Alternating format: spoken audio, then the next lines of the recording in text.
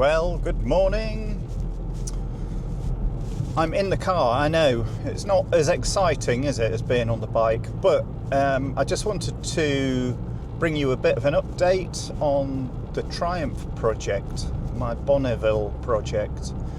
I'm just on my way now to pick up the wheels. It's been without wheels for 2 weeks now, since I took them to get them turned into tubeless. So next month in October, I'm heading out to Portugal with a few mates, Jesus Jason and Cupcake Gaz, to name but two, and Phil as well. Don't leave Phil out. So yeah, we're heading over to Portugal, but I didn't want to go on tubed tyres. There's just something in my mind that just screams it's going to be bloody... Well, I just wouldn't enjoy the trip because I'd constantly be expecting to get a puncture. The last time I went to Spain with Jason, he got a puncture, but we were able to fix it because it was just a nail through the tyre. It took me literally 10 minutes in a service station just to whip the nail out, plug it, refill the tyre, and we were on our way again. And that happened all the way down south somewhere. I can't even remember where we were. We were still in this country. But something like that, you know, it's the difference between ruining your holiday, isn't it, and just being a 10-minute job and back on the road. I know there's a lot of people out there who go, oh, well, you should learn to change your tube.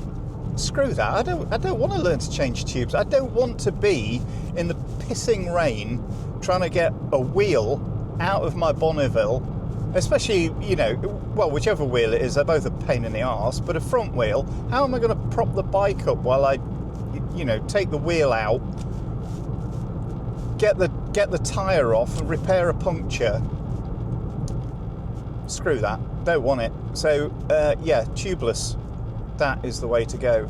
So I found this company in Coleshill in Birmingham. I'll put the name on the screen now. Central Wheel Components, they're called. In Coleshill in Birmingham. The job itself is costing around about 300 quid. I really don't care. I really don't care. If those wheels are then tubeless, that's all I really care about. If you break a spoke, so people have said this to me before, if you break a spoke, how can you repair it? Fact is, I don't know, right? I'm no expert about this sort of thing. I really don't know. But what are the chances of breaking a spoke, really, compared to getting a puncture? It just no. There's no argument. So anyway, that's where I'm heading now. Once I've got the wheels, I will bring them back, stick them in the bike, and then this week is going to be sort of shakedown time for trying to iron out any problems that I think there may be with the bike, any issues that I want just sorted before I go to Portugal. Right, let's get down there and then I will give you an update when we're on the way back. Good, okay, so just wait till that beeping stops.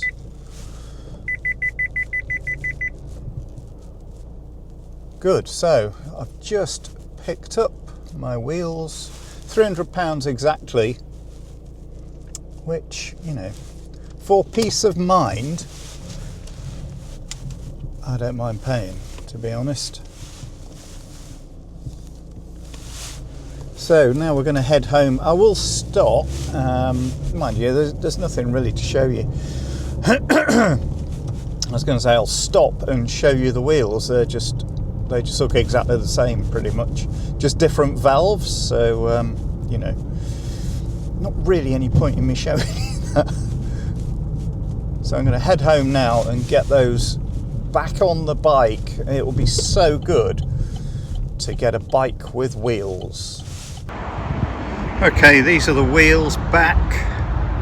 They're totally normal. Just those valves. The valves are obviously tubeless valves now,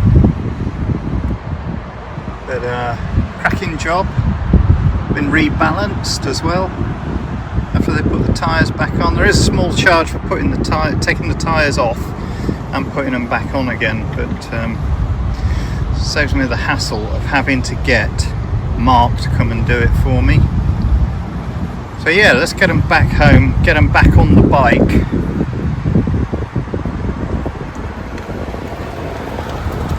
Might even get out for a ride later on.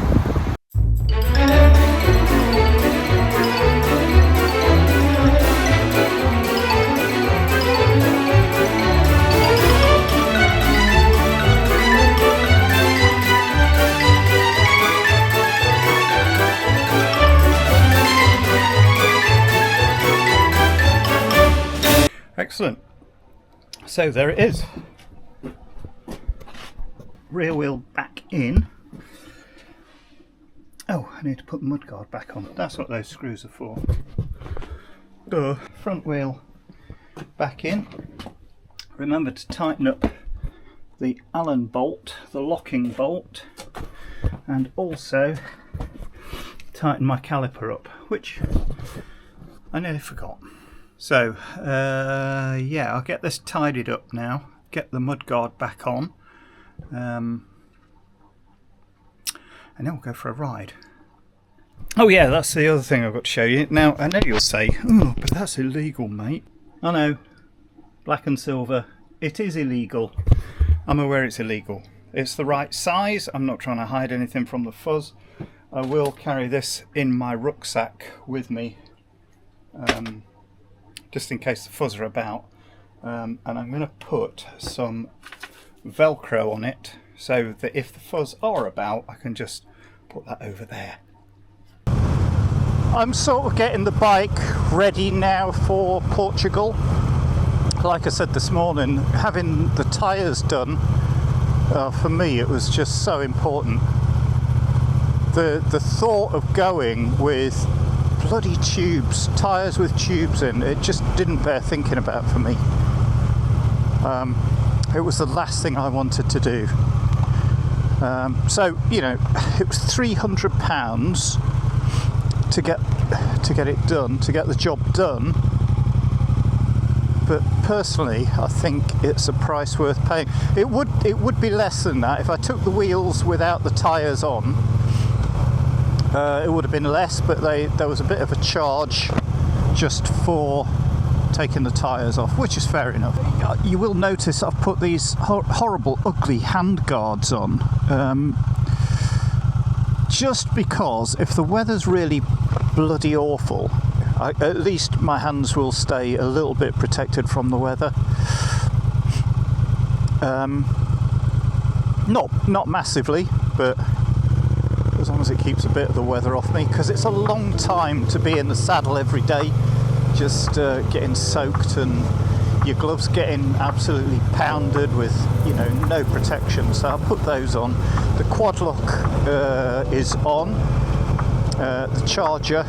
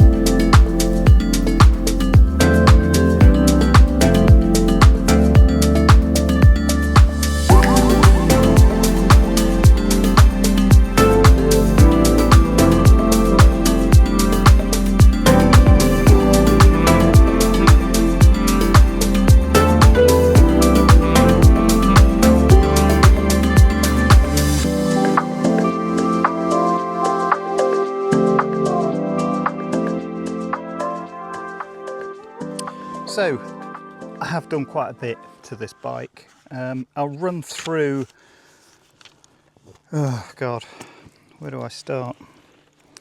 So like I say, I have done quite a bit to it. So exhausts, Remus from France, they were expensive. They were very expensive. Also, the suspension, the Fox suspension, they are by far the two most expensive things I've done to the bike so far. The way I've funded this is with the money that was left over after I'd purchased the bike from the sale of the GS. This bike was, you know, it was way cheaper than the GS, but then it is very basic. When you get them, when you get a Bonneville, they are very basic, and if you want to spec it up, then it does cost money, I'm afraid. But I just thought this is a project that I've wanted to do for a long time, so it was a case of spend the money, get it done. Radiator guard, just box standard radiator guard. The SW Motec crash bars, they were expensive as well, actually. 165 quid for those. The PR lamps, people have said they think I paid a lot of money for those. They were 200 quid. I don't think, you know, for quality lamps like those, I don't think I paid over the odds for those. You can get ones that show yellow light as well. They're about another 100 quid. So you can switch between yellow and white light. I just wanted white light. The Triumph bar end mirrors, 70 quid for those. The Dart Piranha screen, that was £80. Pyramid Plastics fender extender, simply to stop the shit flying up the front of the bike. You can see there actually, it's flung up but only onto the bottom hose. This Motone rattler seat, this was second hand, this was a bargain.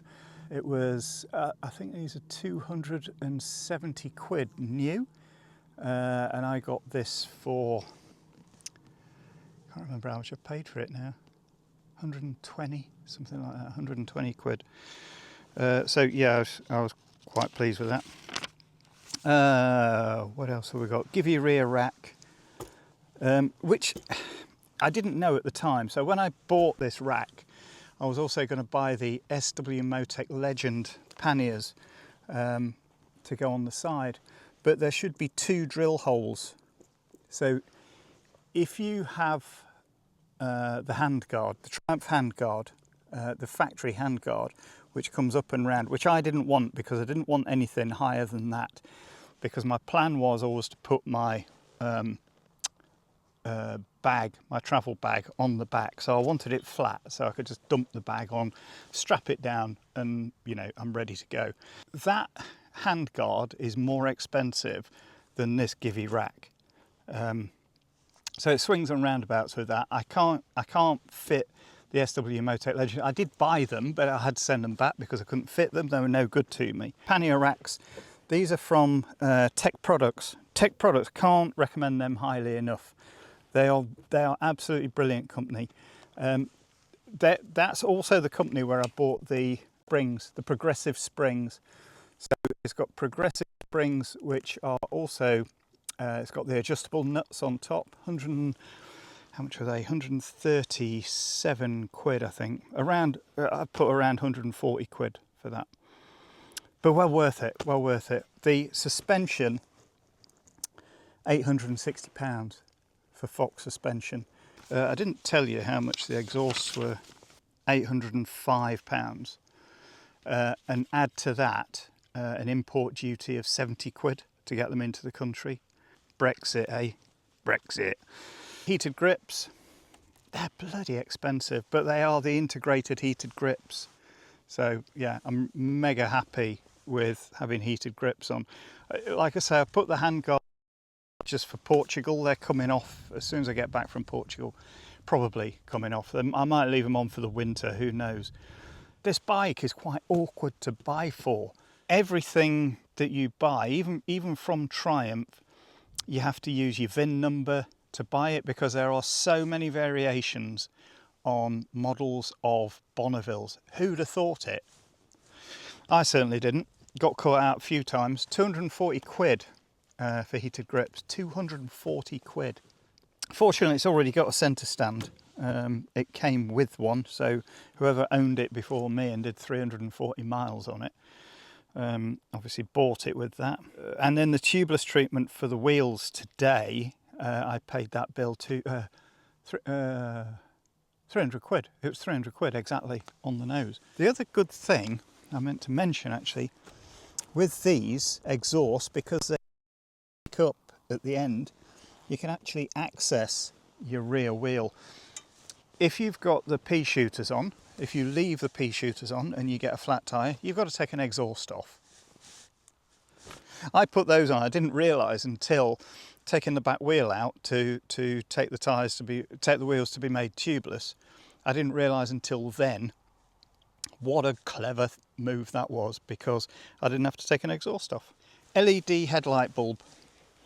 The thing is with the factory headlight bulb, it shows yellow light, so it doesn't match the DRL.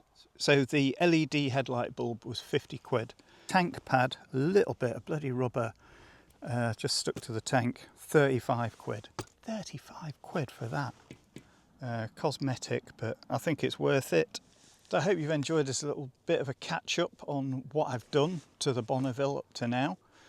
Obviously there will be more videos on this bike, but that's what I've done with it up to now. Hope you've enjoyed it. Give me a like, give me a subscribe. I'll see you in the next video. Cheers for now.